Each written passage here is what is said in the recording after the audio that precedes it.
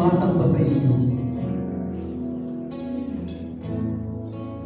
Kinikilala po namin, Panginoon, na ikaw ang nag-iisang Diyos, ang Diyos na buhay, makapangyarihan, at ang Diyos na hindi kailanman magbabago. Maraming salamat, Panginoon, sa inyong biyaya na patuloy mong pinagkakaloob sa bawat isa sa amin, sa aming pamilya, at sa kabuuan ng Iglesia ng Lord.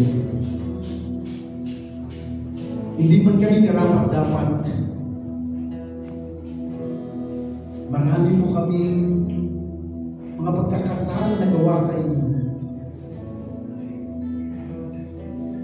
Patawarin mo po kami, Panginoon Diyos. At patuloy po kami humihingi ng inyong habag. Nalinisin mo po kami, Panginoon, sa aming mga puso't isipan. At hihanda mo po kami na pakinggan ang inyong mga salita. Mga salita na nagbibigay ng buhay. Mga salita na nagpapalakas sa aming pananampalataya. Mga salita na nagpapalago sa amin bilang mananampalataya. Maraming salamat, Panginoon Diyos.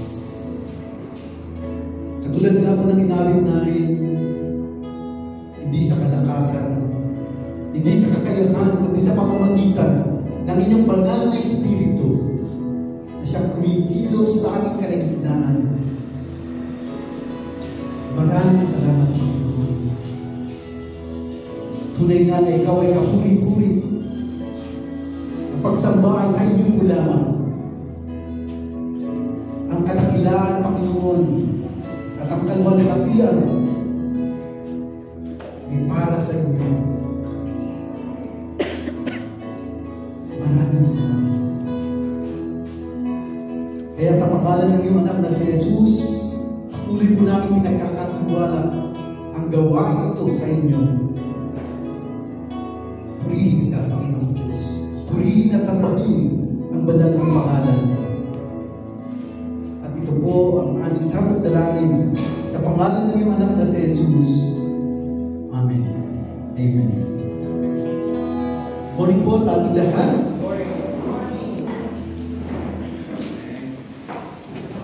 Lakin natin ang ating katabi ng good morning.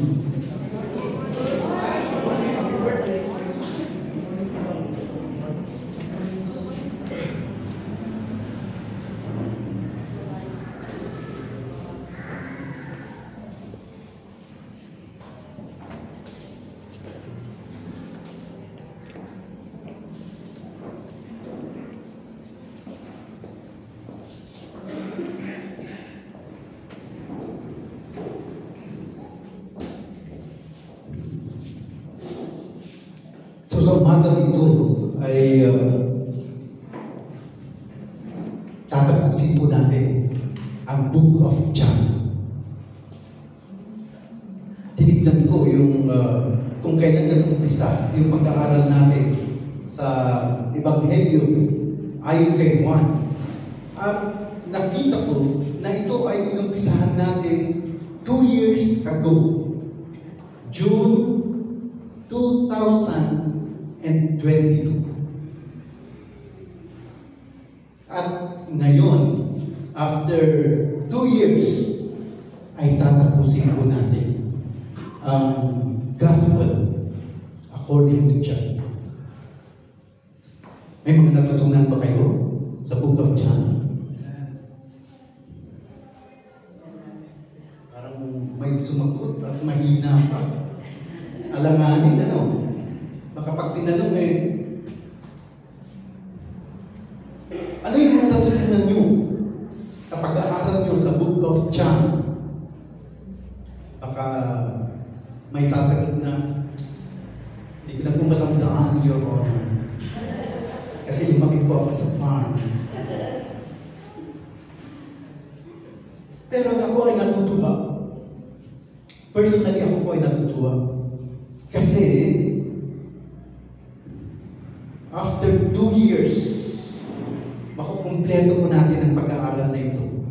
And it is an achievement sa Church ng Glory. Masasabi natin na, oo, chapter by chapter, verse by verse, pinag-aralan po namin yan, yung Book of John. At marami po tayong natutunan. Di po ba? Amen. Amen. Sige nga. Tanong ko, ano ang purpose ng pagkasulat ng Book of John? Declaring the deity of Christ.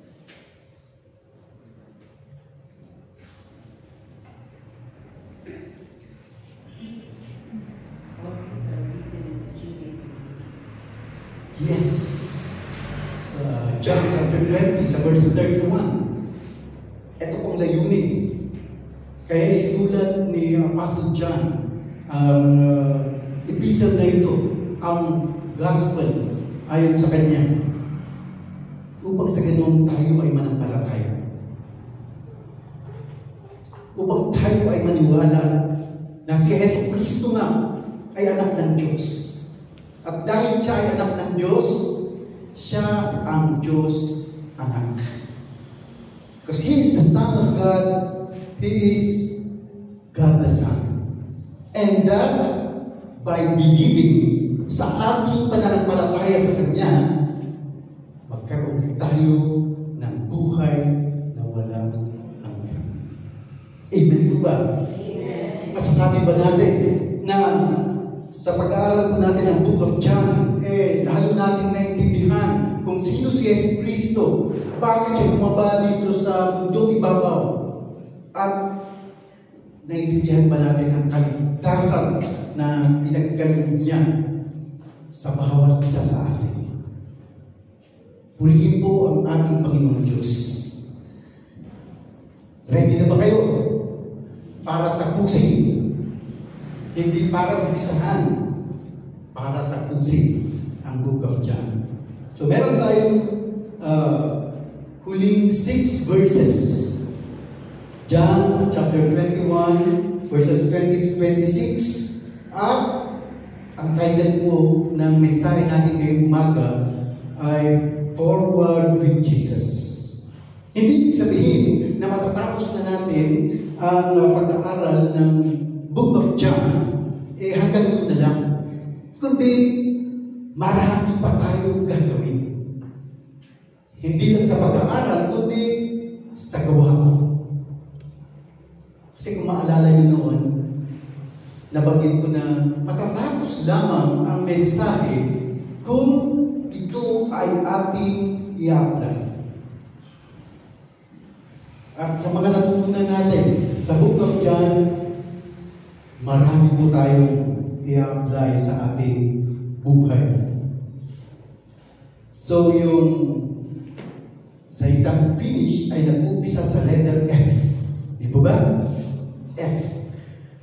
At ang nag-opening prayer ay naggangalang yes, nag-uumpisa din sa letter F. Kaya yung mga puntos natin ngayong umaga, lahat nag-uumpisa sa letter F. 3 points. Focus on Jesus, follow Jesus, and feed on Jesus. So, forward with Jesus, at magagawa natin yun kung tayo ay nakafocus sa Kanya, kung tayo ay sumusunod sa Kanya, at patuloy natin siyang kinikilala sa ating buhay at ina-apply natin ang Kanyang mga salita. So sa verse 21, then Peter, napakinggan natin nung nakaraang linggo kung ano ang ginawa ng Diyos kay Peter. Naalala niyo pa ba yun? Yes, he was forgiven. He was restored.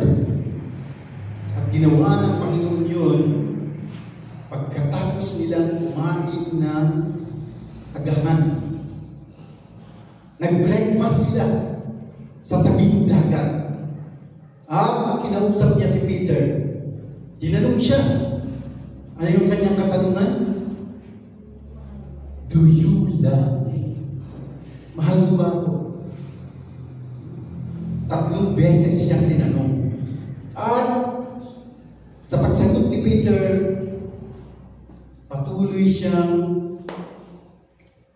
nire-recognition ng ating Panginoon para sa paninilbihan. Feed my sheep, tend my lamb. Feed my sheep. Yan ang sinasabi ng Panginoon kay Peter habang nire-restore siya. Ibig sabihin, eto ang gagawin mo. Siya ay napatawad at na-restore. Okay na, di ba? Kasi ang sabi ng Panginoon sa kanya, sumunod ka sa akin. So okay na. Kaso, habang naglalakad na sila, si Peter lumingon. Then Peter turned around. Sa paglingon niya, nakita niya yung isa nilang kasamahan. He saw the disciple whom Jesus loved following. Nakita niya yung isa pang apostol na sumusunod sa kanila. At para makilala natin yun, may dinagdag si Apostle John dito na, who also laid on his breast at the supper and said, Lord, who is the one who betrays you? Eto, yung apostol na noong sila ay nagdiriwang ng huling hapunan. Eto yung malapit sa Panginoong Yesus na humilig sa kanyang dibdib. At siya yung tinatawag na ang disipulo na minamahal ng Panginoon. Sa John chapter 13, ito po yung pangyayari. Nung sinabi ng Panginoong Yesus na isa sa inyo ang magkakanulo sa akin, one of you will betray me. Pagkatapos niyang hinugasan yung mga paa ng mga apostoles, sinabi niya, sinasabi ko sa inyo ang katotohanan, isa sa inyo ang magkakanulo sa akin. At siyempre, natakot yung mga apostles. Nagtiginan sila. Pumasok sa kanilang isip na, sino kaya? Hindi kaya itong katabi ko? Hindi kaya itong nasa harap ko? Baka ako ba yun? Now, there was leaning on Jesus' bosom one of his disciples whom Jesus loved. And sa verse 24, Simon Peter therefore motioned to him to ask who it was of whom he spoke. Sininyasan ni Peter yung apostol na nasa tabi ng Panginoong Yesus, yung nakahilig sa kanyang dibdib, na sinabi, tanungin mo kung sino yun. At tinanong nga, sa verse 25, then leaning back on Jesus' breast, he said to him, Lord, who is it? At ang sabi ng Panginoon, kung sino yung pagbibigyan ko ng isa-sausaw kong tinapay, siya yun. At yun nga, ginawa ng Panginoon. Sinausaw niya yung tinapay at ibinigay kay Judas Iscariot.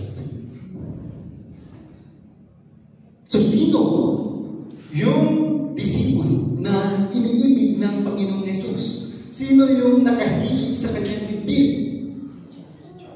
Yes. Si John the Apostle. Kaya dinugtong yung apostle Kasi maraming John sa Biblia. Sino yung mga John na kakilala nyo? John the Baptist. Sino ba?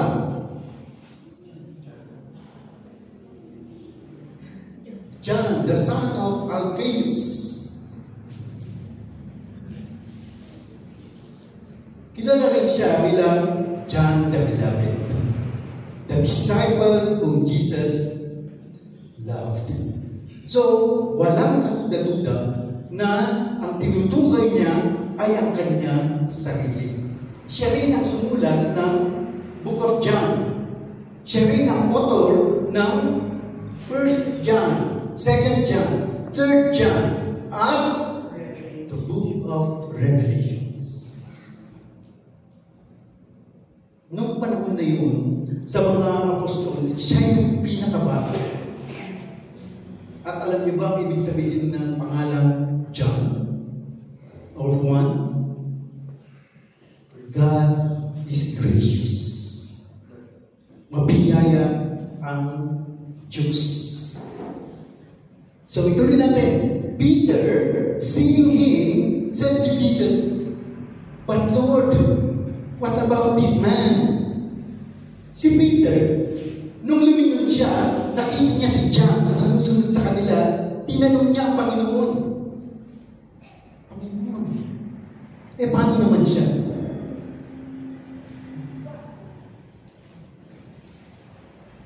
Maaring tinatanong niya yun out of concern.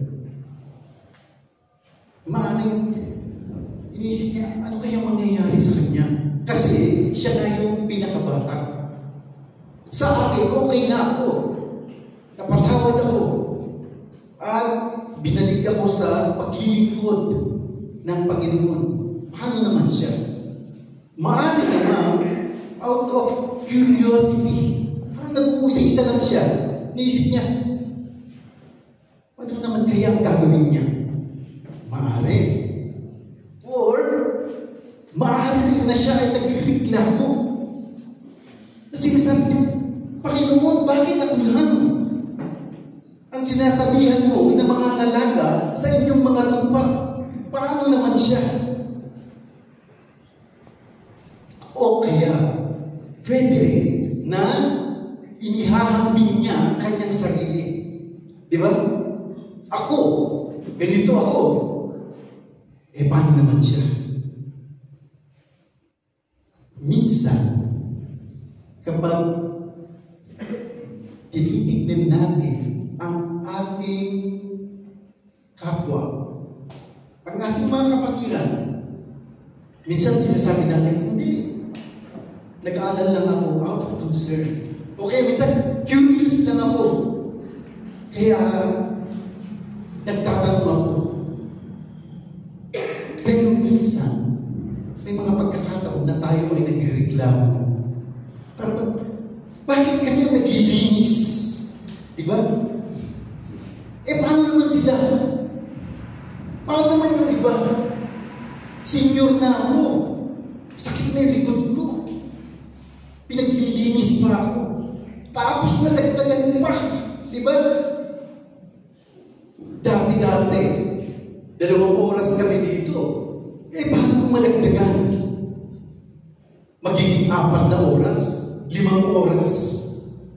Paano na yun? Minsan akala natin, nagtatanong lang tayo, pero namumuuna sa ating isipan at sa ating puso ang pagkireklamo. Mahirap ikumpara ang ating sarili sa iba. Bakit kanyo? Kasi dalawa ang pwede mangyari. Kapag ikinumpara mo ang sarili mo sa iba, at nakita mo, mas pogi ako kaysa sa kanya. Uy, mas magaling ako kaysa sa kanya. Meron kang tinatawag na sense of or air of superiority. Diba? Uy, mas mahusay ako kaysa sa kanya. Mas maganda ang mga damit ko kaysa sa kanya. Hindi mo lang nagkakaroon ka ng pride sa iyong isipan. Tsaka yung puso. O kaya naman, kapag nakita mo na,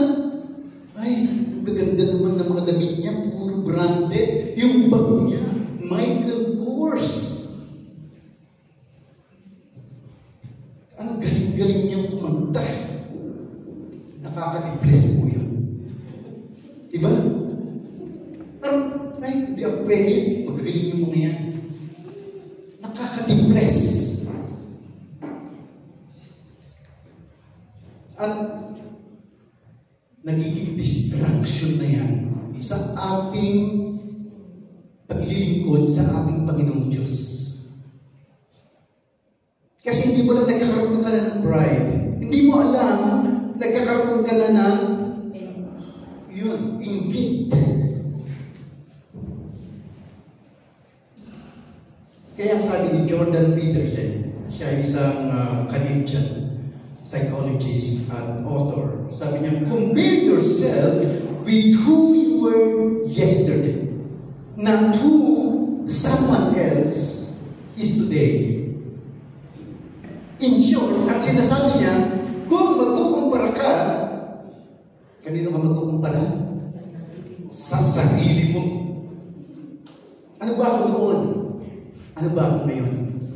Nangyayari ba sa akin ang sinasabi sa 2 Corinthians 5:17 na kung sino man ay nakay Kristo, siya ay bagong nilalang.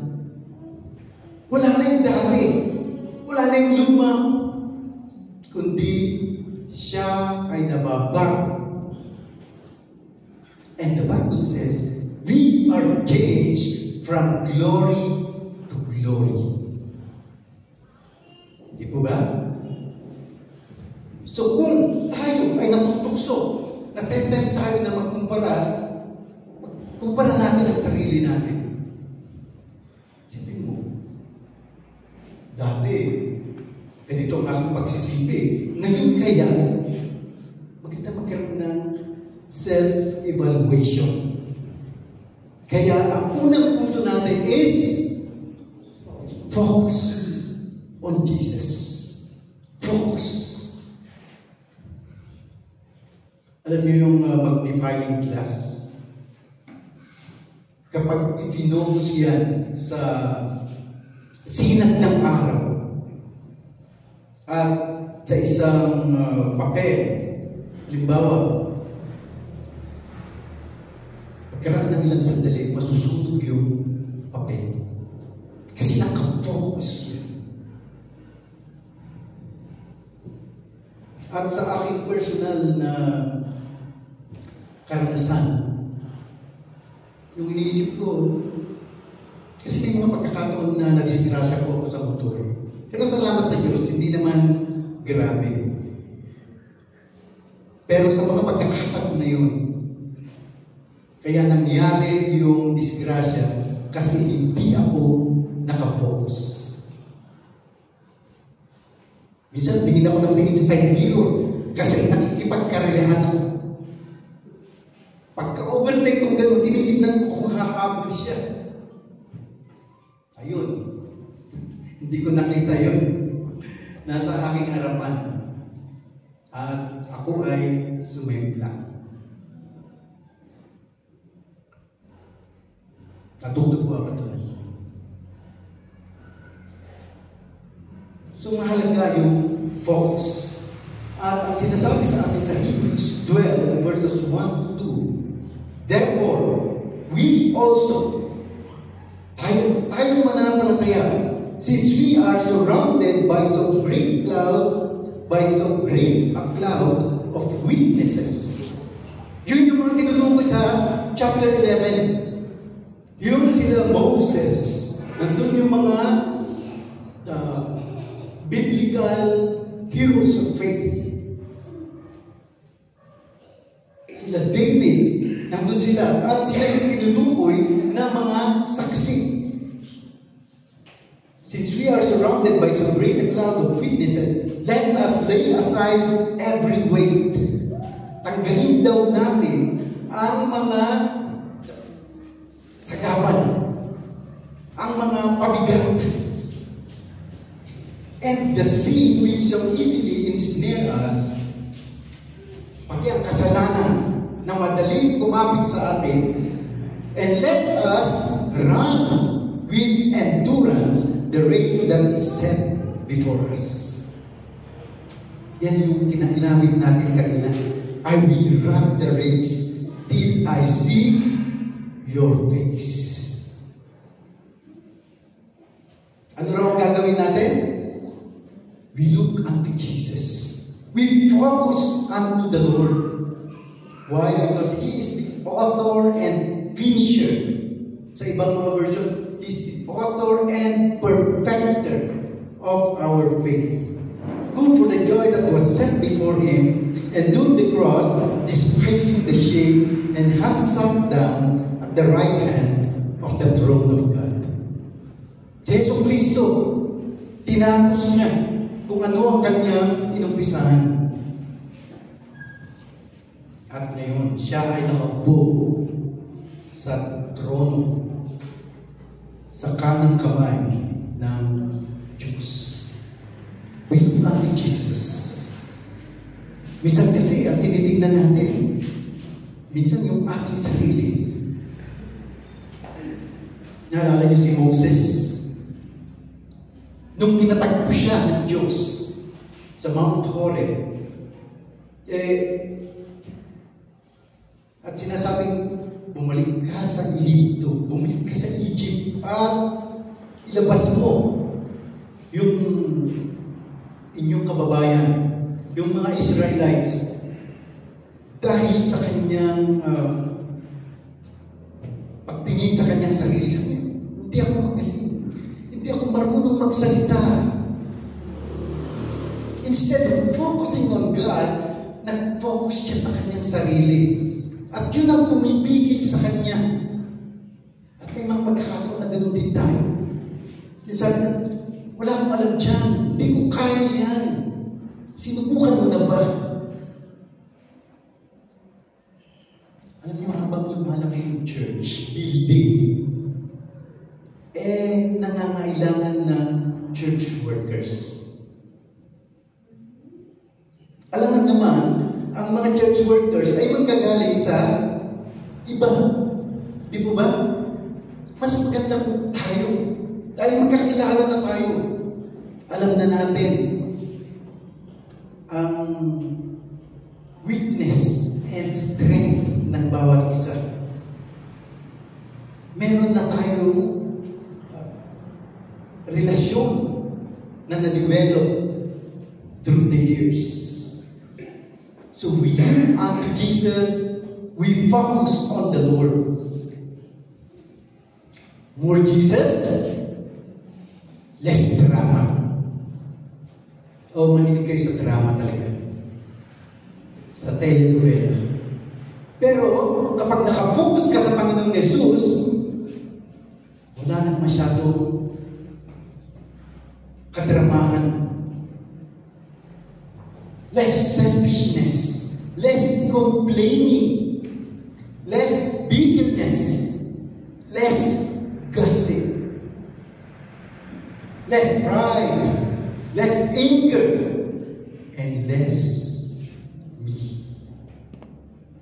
Kung napapansin nyo, ito yung mga description rin ng isang whiner. Di po ba? Complainer. Yung bang may pride sa kanyang puso. Pero kapag nag-focus ka sa Panginoong Jesus,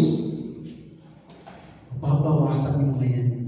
You will be transformed from glory to glory. Pati yung ating mga gawain, yung ating mga pagsisilbi sa ating Panginoon. Ang sabi sa atin sa Galatians 6, sa verse 4, let each one examine his own work. Tayo rin mismo ang magsiyasat sa ating mga ginagawa. And then, he will have rejoicing in himself alone. Hindi yung pagmayabang na, ganito ang ginawa ko. Ako, naglinis ako ng gusto. Yung iba hindi. Pero, ang encouragement sa atin ng salita ng Diyos, tayo mismo. Kasi kapag patuloy tayong nagkukumpara, sa gawain ng iba, ang mangyayari hindi na tayo magiging thankful. Diba mawawala yung pasasalamat sa ating puso. Mawawala yung kagalakan sa ating mga ginagawa. Ang mahalaga, tayo ay tapat sa ating mga ginagawa. Ginagawa natin yun para sa Panginoon. At ang sabi sa atin ng salita ng Diyos, whatever you do it all for the glory of God. So the question, kapag meron tayong ginagawa is, am I doing this for the glory of God? O ginagawa ko ito para sa ganun ako ang mabigyan ng karangalan?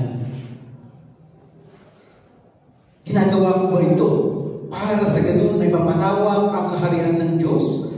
O gumagawa ako ng sarili kong kaharian? At ako mismo ang iniuupo ko bilang hari.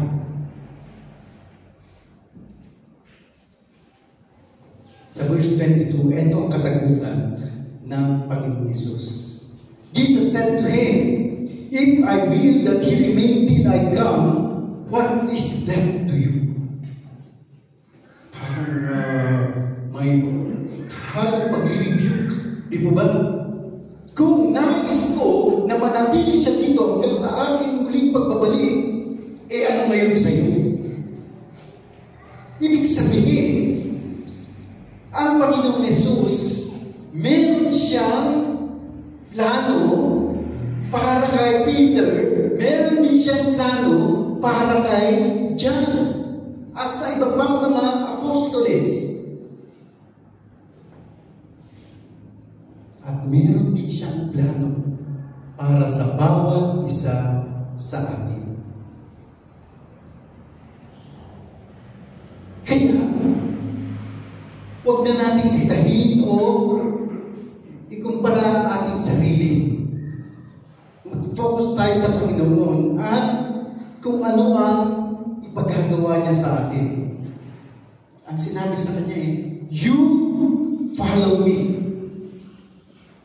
Huwag mo na siyang pakialaman. Basta ikaw, sumunod ka kanino? Sa Panginoon. Siya ang sundin mo.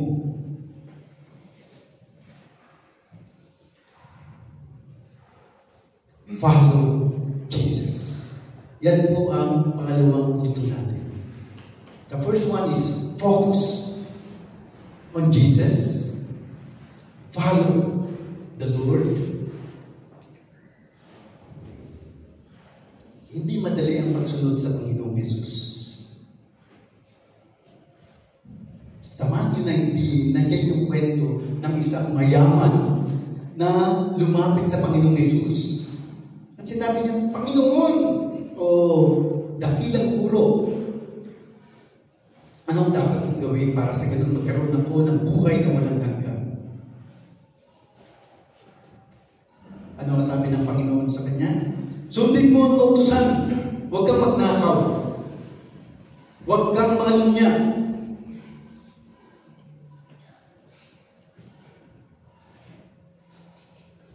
Ang inyong magulang, respetuhin.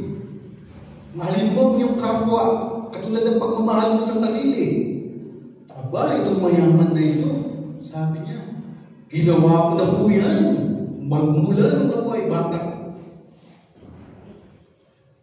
Sabi sa kanya ng Panginoong Hesus, sige, kung gano'n, ibenta mo lahat ng ari-arian mo, ibigay mo sa mahihirap. Kunin mo ang iyong krus at sumunod ka sa akin. Nung narinig yun, nung mayamang binata, siya ay nalungkot. Kasi gusto man niya pumunta sa langit, pero merong mas mahalaga para sa kanya. At yun ay ang kanyang kayamanan. Kaya ito sabi ng Panginoon sa kanya, Jesus said to him, if you want to be perfect, go, sell what you have and give to the poor, and you will have 11, and come, follow me. Sa account ng Gospel according to Mark, may dinagdag na, take up your cross and follow me. At kung pag-aaralan natin, yung sinabi ng Panginoong Yesus na kunin mo ang iyong krus at sumunod ka sa akin. Saan ba papunta ang Panginoon nung dinala niya ang kanyang krus?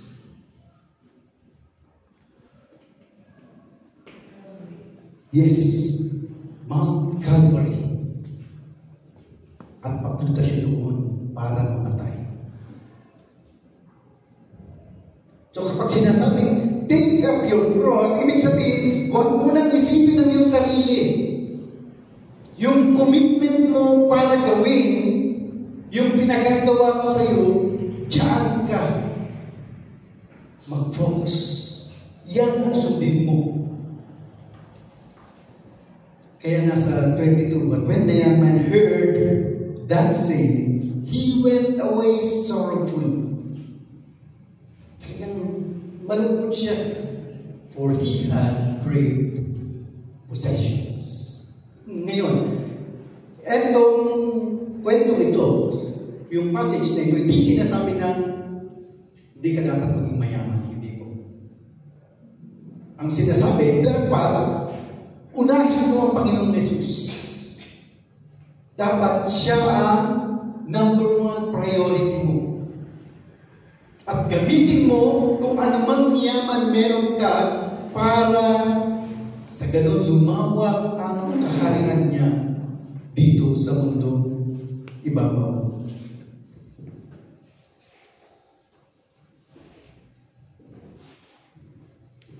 If following Christ has never cost you anything, yan ang sinabi ni Tim Conway. Kapag ikaw daw ay sumusunod kay Kristo, pero walang kapalit, then you are not following Him. Kumbaga sa mga kapag sinasabi mo na ikaw ay sumusunod sa Panginoong Yesus, pero walang sakripisyong nangyayari, then hindi ka talaga sumusunod sa Kanya. Anong isang sacrifice mo? Yung mga personal goals, yung kayamanan mo, yung oras mo, yung pride mo, marami kang isasakripisyo sa Kanya. Kaya, siyasapin natin ang ating sarili. Ano ba ang sinasakripisyo ko? Ano ba ang pinagpapalit ko? Para sa ganun, mauna ang Panginoon sa aking buhay. At sabi ni Neil Mario, siya po isang missionary. Sabi niya, the more we follow Christ, the more we feel His love and direction. Habang sumusunod tayo sa Panginoon Jesucristo, lalo nating mararanasan ang Kanyang pag-ibig at ang Kanyang paggabay. Upang sa ganun, kung anumang direksyon tayo dadalhin sa ating pagsisilbi, yan ang ating susundin at lalo siyang maluluwalhati sa ating gawain.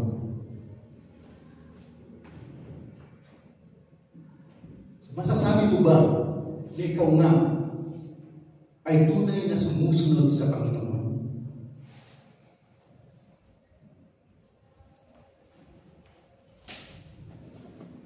Dito sa verse 23, then this saying went out among the brethren that these disciples would not die.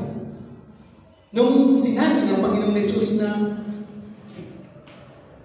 kung ninanais ko na manatili siya rito habang hanggang sa aking muling pagbabalik, ano ngayon sa iyo? Nung narinig nung ibang mga alagad, ng ibang mga apostles, yung salitang yun, nagkaroon ng chismis. Pati pala, Di ba? Pati si Lourdes naging marites.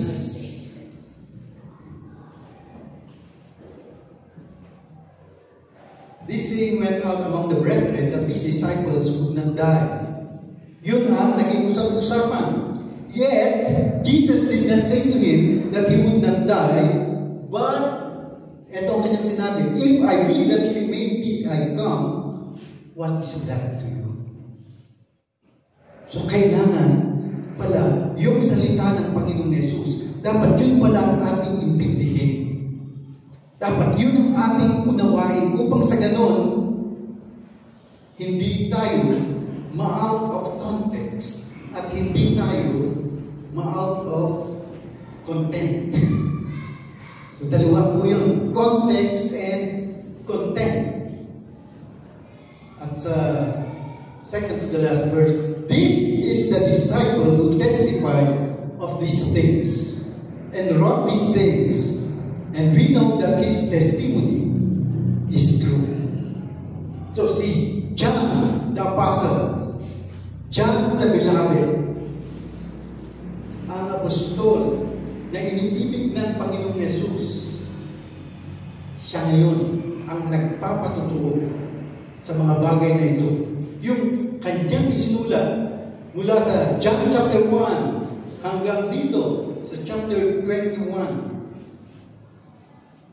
pinapatutuhanan niya na ito nga ay totoo. Mismo na nasaksihan niya ang mga bagay na ito. At ang huling verse, and there are also many other things that Jesus did.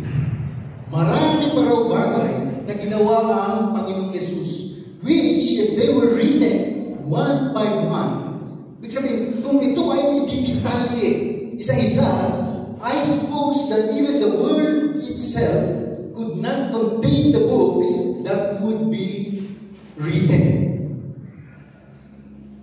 Ang mundo ito kukulangin kung isusulat lahat. Ididetalye lahat ng ginawa ng Panginoon.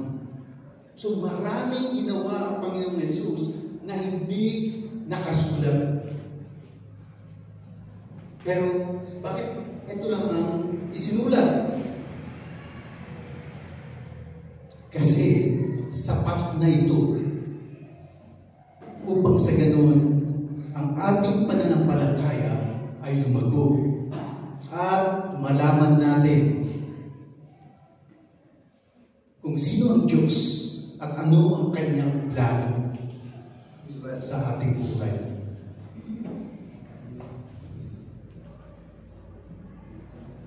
At tinapos niya yun na Amen. Ibig sabihin, so be it. I agree. So can everybody say Amen? Amen. As we finish the book of John, yung pangatlo na punto po natin is we continue to feed on Jesus. Yung mga naisulat patungkol sa Kanya ay patuloy natin namnamin. He is the Word of God. He is God the Son. He is the Alpha and the Omega. Ngayon kung itutuloy natin sa Revelation, talagang makikita natin, He is God. Yung kanyang divinity ay hindi natin maitatagli. Sa 6th chapter ng Book of John, at yung itinuro ng Panginoong Yesus, yung tungkol sa bread of life. Sabi niya, ako ang tinapay ng buhay na galing sa langit. Kung kakainin niyo ang aking katawan, inumin niyo ang aking dugo, magkakaroon kayo ng buhay na walang hanggan. At noong narinig yun ng mga sumusunod kay Jesucristo, umayaw sila.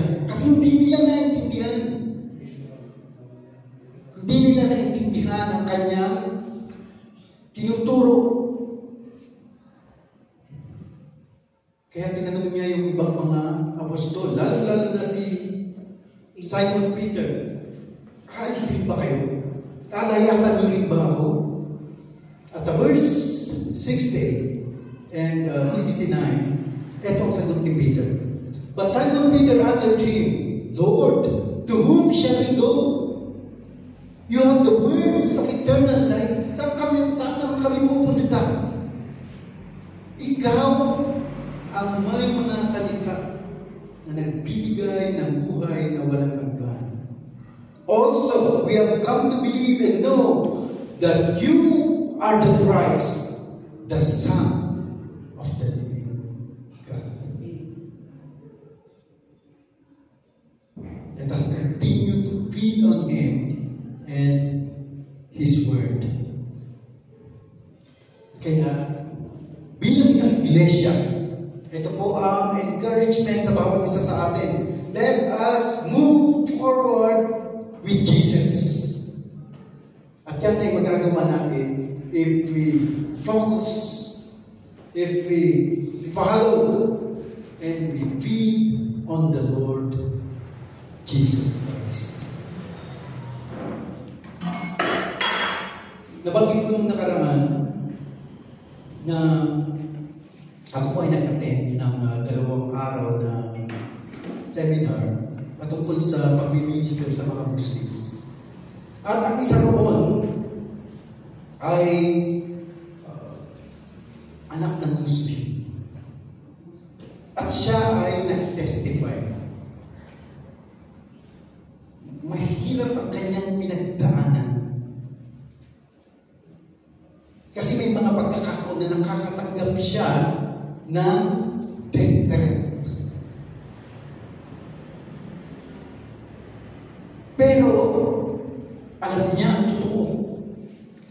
Dahil sa kanyang pag-aaral sa salita ng Diyos, sabi niya, hindi ko ipagpapalit ang Panginoon sa aking kaligtasan kung anuman yung mga mangyayari sa akin. Ang mahalaga ay nasa panig ako ng katotohanan. Napakaganda po yung seminar na yun kasi pinakita sa Quran yung pinakabiblia ng mga Muslim. Ang mga pagkakaiba sa Biblia ng Kristiyano. Minsan sinasabi natin, 70 virgins ang naghihintay sa mga martir ng mga Muslim. Pero kung titignan mo sa Quran, 72.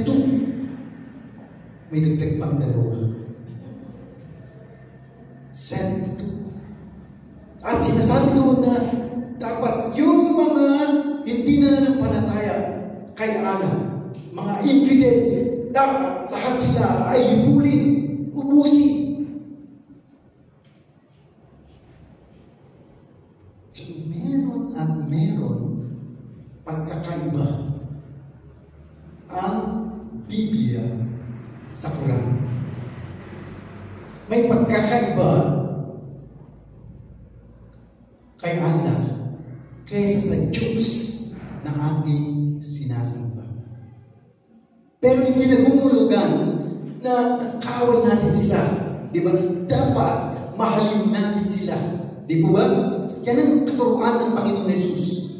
Kung ang itinuturo ng Quran ay sinasabing dapat patayin yung mga hindi nananampalataya kay Allah para sa mga Kristiyano iba. Mahalin mo sila. Bahaginan mo ng salita ng Diyos. I-evangelize mo. Mag-develop ka ng relasyon. Kasi hindi basta-basta na mapaniwala sila. Kasi ang mga paniniwala nila kakaiba, sinasabi nila na, etong Biblia, marami ng mali dito.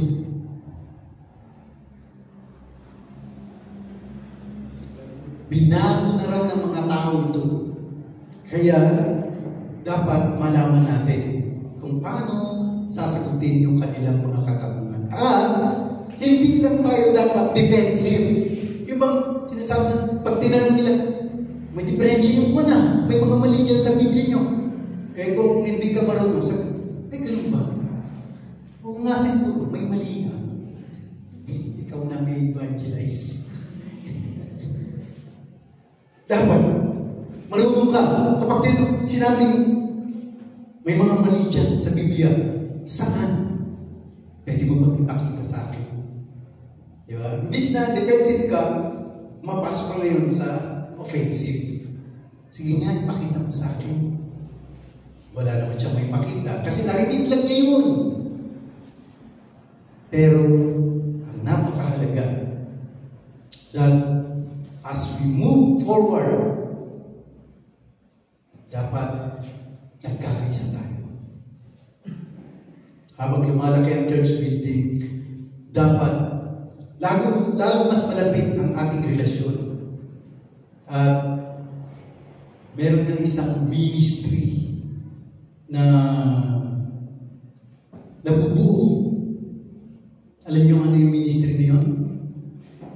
Young Ones Ministry. Ito yung mga ministry para sa mga senior. At hopefully, itong grupo na ito ay lumago upang sa ganun, marami rin silang mahikaya ng mga senior citizens. Alam niyo kasi pag senior citizen, may mga passport na yung mga yan. May mga visa na.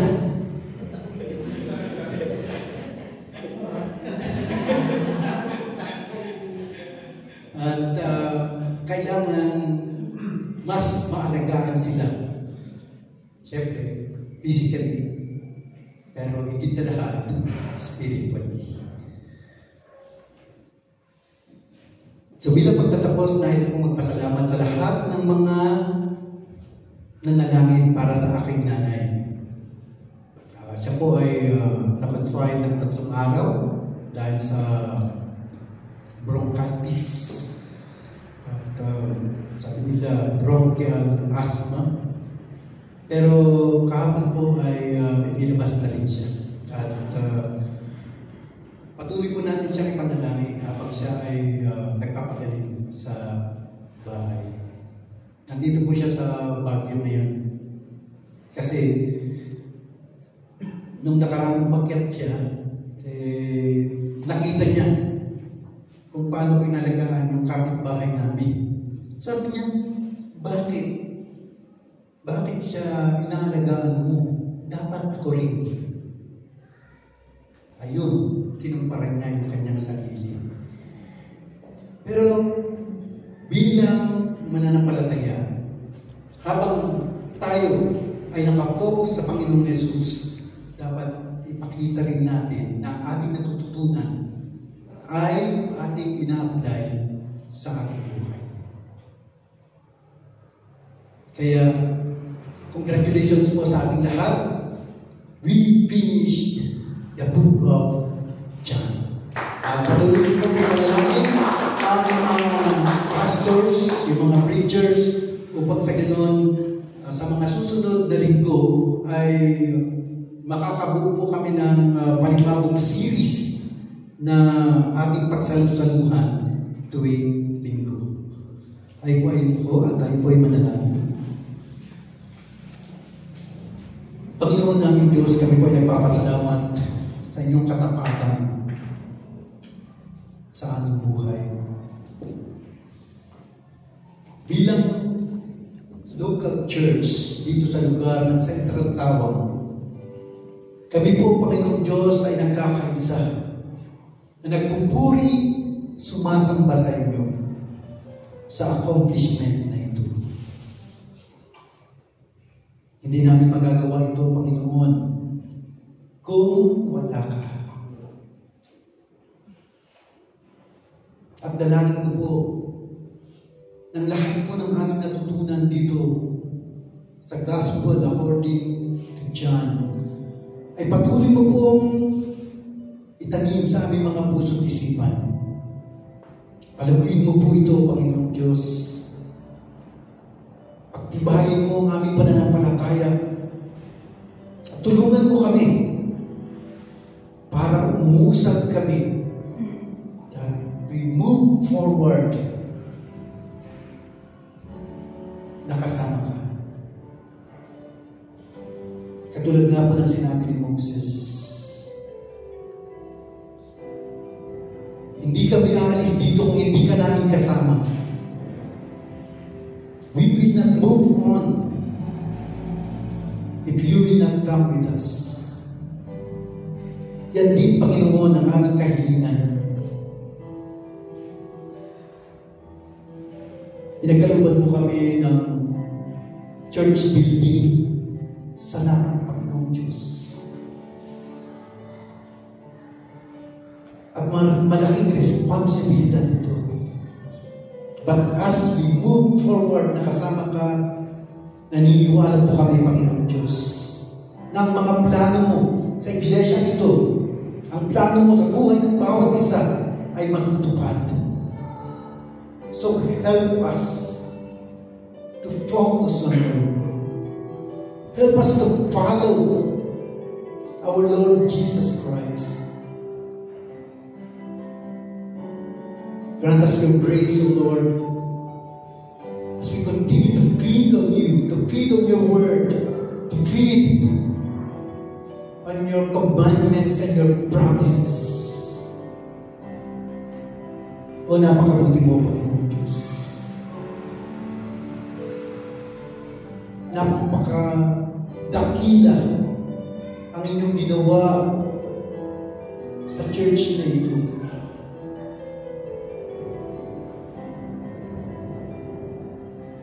Kung iisipin po namin yung mga nakaraan, at titignan namin kung nasan kami ngayon. Lord God, we declare your goodness.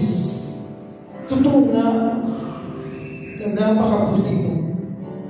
Totoo nga na mayaman ang inyong biyaya at kagandahang loob. Panginoon, tulungan mo po kami upang sa ganun magamit po ang church building na ito para sa inyong kalwalhatian. Iayos niyo po, Panginoon, ang aming pagsisilbi sa inyo, ang aming mga puso. Lord, help us to look unto you, to look unto the cross.